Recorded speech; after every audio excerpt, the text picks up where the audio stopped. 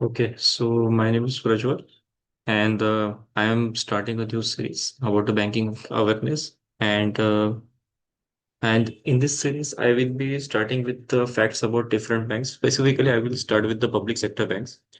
And today, I'm going to start with SBI. And let's start. Okay. So when we say about State Bank of India, let's look at its history. तो state bank of India क्या है मतलब कब शुरू हुआ? तो सबसे पहले तो बैंक ऑफ कलकत्ता जो 1806 में बना था। 18 उसी को बाद में वही बाद में जाके स्टेट बैंक ऑफ इंडिया बना, लेकिन उससे पहले एक चीज हुई। तो तीन इम्पेयर जो bank of Calcutta, bank of Bombay और बैंक ऑफ मद्रास जो फॉर्म हुए थे, उससे 1921 में एक इंपीरियल बैंक हुई बनी। 1921 में जो इंपीरियल बैंक बनी वही लेटर जब नेशनलाइज हुई 1955 में, तब जाके स्टेट बैंक ऑफ इंडिया बना। और उसमें तब आरबीआई का एक मेजोरिटी स्टेक था। तो और क्योंकि ये बैंक 1806 से बना, तो इसकी लेगेसी काफी, आप तो जान ही सकते हैं कि तो 200 साल पुराना और सबसे पुराना और ट्रस्टेड बैंक है। ओल्डेस्ट कमर्शियल बैंक है और इंडिया में काफी ट्रस्ट है इस बैंक का।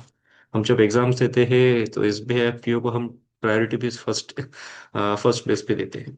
तो ये काफी एक बड़ा बैंक है।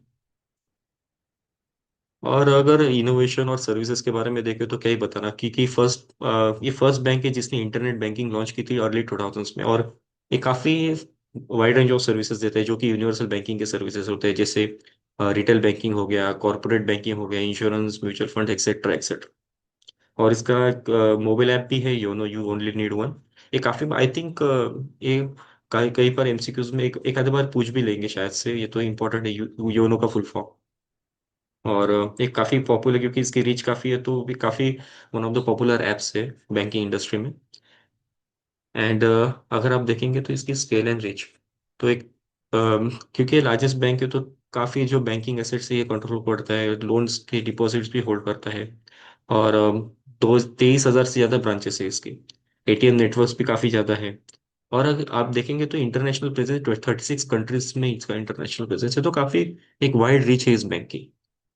और हम क्योंकि अब इसके अचीवमेंट रिकॉग्निशंस अगर देखें तो हम जैसे आरबीआई को banker to the bank, banker to the government कहा जाता है, वैसे ही एसबीआई को बैंकर टू एवरी इंडियन कहा जाता है। क्योंकि बैंकर टू एवरी इंडियन, क्योंकि ये लार्जेस्ट कमर्शियल बैंक है। लार्जेस्ट कमर्शियल बैंक है तो इसकी रीच भी काफी ज्यादा है।